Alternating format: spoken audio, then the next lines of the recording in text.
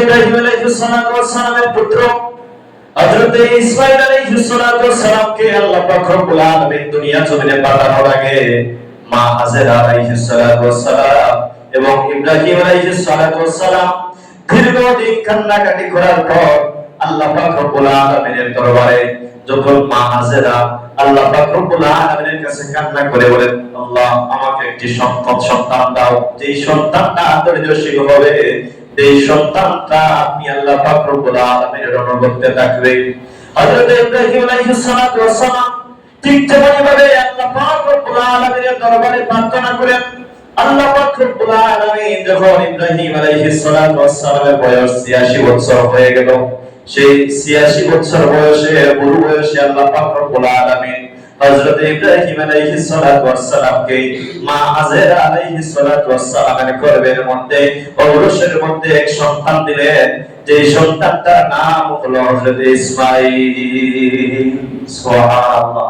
এত দীর্ঘ বয়স, 86 বছর বয়স, বুড়ো বয়স।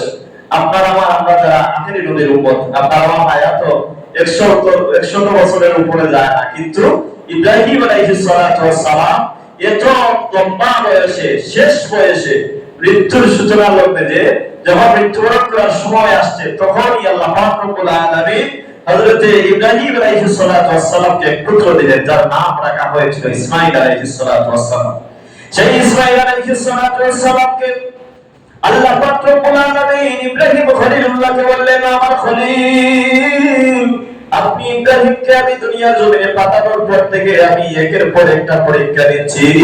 আমার খলিল, আপনি প্রতিটা পরীক্ষার মধ্যে সাকসেসফুল হয়েছে, কিন্তু আপনি খলিলুল্লাহকে আমি আরো একটা পরীক্ষা করতে চাই। হযরত ইব্রাহিম আলাইহিস সালাম প্রস্তুত। আমার আল্লাহ পাক রব্বুল আলামিন আমি নবী ইব্রাহিমকে পরীক্ষা করবেন। যে ইব্রাহিম আলাইহিস সালাম দুনিয়ার জমিনে আসার পর একের পর এক পরীক্ষা দিচ্ছেন, আবার ওই পরীক্ষাগুলো সাধারণ কোনো পরীক্ষা নয়, সবচাইতে সর্ববৃহৎ পরীক্ষা হযরত ইব্রাহিম আলাইহিস সালাম দিয়েছিলেন। তার মধ্যে আরো একটি পরীক্ষা আল্লাহ পাক রব্বুল আলামিন বলতেছে, ও খলিলুল্লাহ, আপনাকে আমি আমার বন্ধু বানিয়েছি, কিন্তু নবী আমি আপনাকে আরো একটা পরীক্ষা করতে চাই। আপনার প্রিয় বস্তু যেটা আছে, প্রিয় আপনার সবচাইতে দুনিয়ার মধ্যে প্রিয় যে জিনিসটা আছে, ওই জিনিসটা আমি আল্লাহকে আপনি দিয়ে দাও।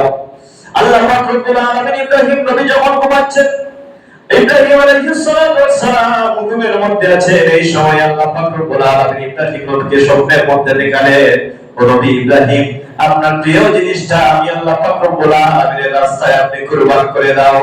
হযরত ইব্রাহিম নবী ঘুম থেকে জাগ্রত হলেন, জাগ্রত হওয়ার পর চিন্তা ভাবনা করে বাহির করলেন কোন জিনিসটা আমার প্রিয়। ওই ইব্রাহিম বলেন, দুনিয়ার জমিনে আমি ইব্রাহিমের কোনো প্রিয় জিনিস নাই। আমি ইব্রাহিমকে দুনিয়ার জমিনে আল্লাহ পাক রব্বুল আলামিন 86 বছর বয়সে একটি মাত্র সন্তান দিয়েছেন, ওই সন্তানের চাইতে আমার আর প্রিয় কিছু দুনিয়ার জমিনে নাই। সুবহানাল্লাহ। ইব্রাহিম বুঝতে পেরেছেন যে আমার সন্তান ব্যতীত আর কোন জিনিস আমার দুনিয়ার জমিনে প্রিয় নেই।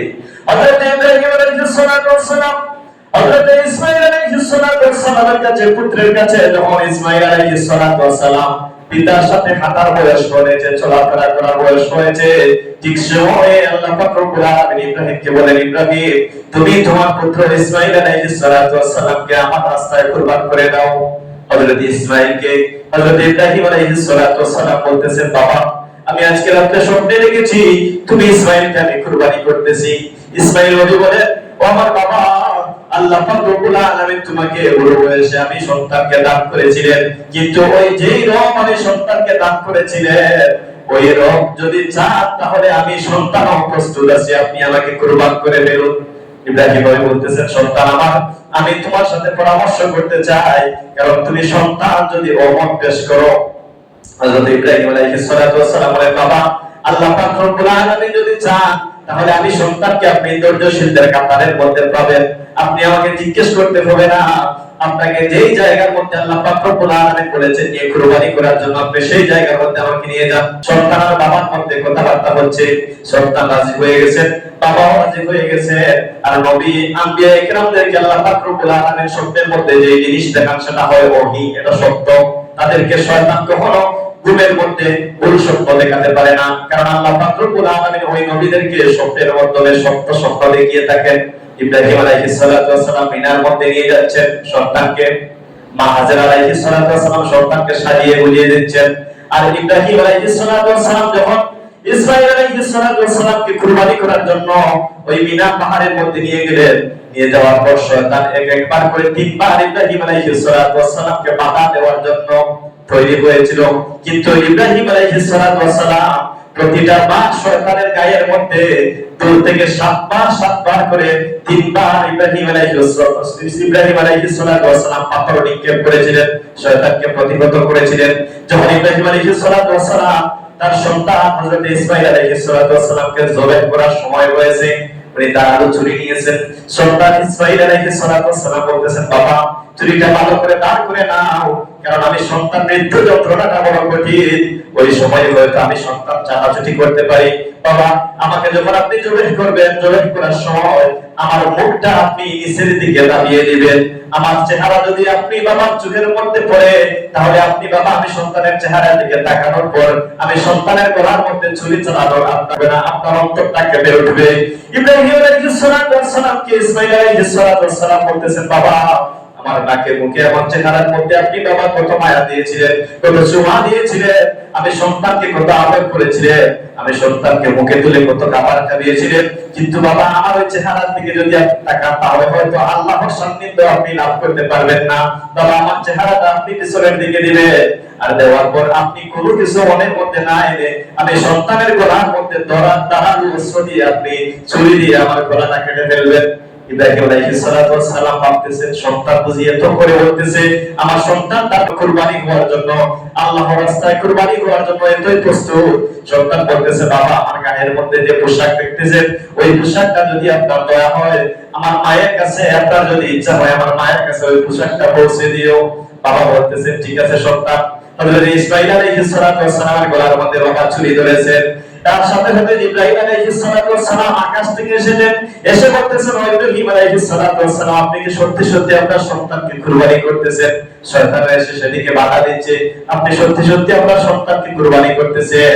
আল্লাহ পাক রব্বুল আলামিনের কাছে সাতবার একাধারে জিবরাইল আলাইহিস সালাতু ওয়াস সালাম গেলেন, আসলেন, আল্লাহকে বলতেছেন, আল্লাহ আপনার খলিল আপনার যে নবী ইসমাঈল আলাইহিস সালাতু ওয়াস সালামের গলাটা জবাই করতেছে আপনার সন্তুষ্টির জন্য স্বপ্নের মধ্যে দেখে। হযরত আল্লাহ পাক রব্বুল আলামিন বলেন, আমার ইব্রাহিমকে সময় দাও। যদিও ইব্রাহিম আলাইহিস সালাতু ওয়াস সালাম গলার মধ্যে শক্ত করে ধরে দাঁত অস্ত্র দিয়ে ইব্রাহিম আলাইহিস সালাতু ওয়াস সালাম গলা কাটতেছেন, কিন্তু গলা কাটে নাই, সমস্ত শক্তি দিয়েছেন। ইব্রাহিম আলাইহিস সালাতু ওয়াস সালামের শরীর থেকে ঘাম ঝরতেছে, কিন্তু ওই সন্তানের গলাটা কাটে নাই। আল্লাহ পাক রব্বুল আলামিন জিবরাইলকে বলেন, ও জিবরাইল যাও আমার খলিলকে জানিয়ে দাও, আমার খলিল ইব্রাহিম আলাইহিস সালাতু ওয়াস সালামের কুরবানি আমি কবুল করেছি। আকাশ থেকে আল্লাহ পাক রব্বুল আলামিন জান্নাত থেকে একটা দুম্বা দিলেন, দিয়ে বললেন, ওই দুম্বাটা ইব্রাহিমের ছুরির পাশে নিয়ে বসিয়ে দাও, আর ইসমাঈল আলাইহিস সালাতু ওয়াস সালামের গলার পরিবর্তে ওই দুম্বাটার গলাটা কেটে ফেলো। সুবহানাল্লাহ। ইব্রাহিম নবী তার সন্তানকে জবাই করতেছেন, তখন আল্লাহ পাক রব্বুল আলামিন ইসমাঈল আলাইহিস সালাতু ওয়াস সালামকে যুবাইরুল্লাহ উপাধি দিলেন, যাকে আল্লাহ পাক রব্বুল আলামিনের রাস্তায় সর্বপ্রথম জবাই করার জন্য নিয়ত করেছিলেন এবং তিনি সফল হয়েছিলেন। আল্লাহ পাক রব্বুল আলামিন এই কুরবানিটা কবুল করেছিলেন। এই কুরবানি আমাদের। আমরা যদি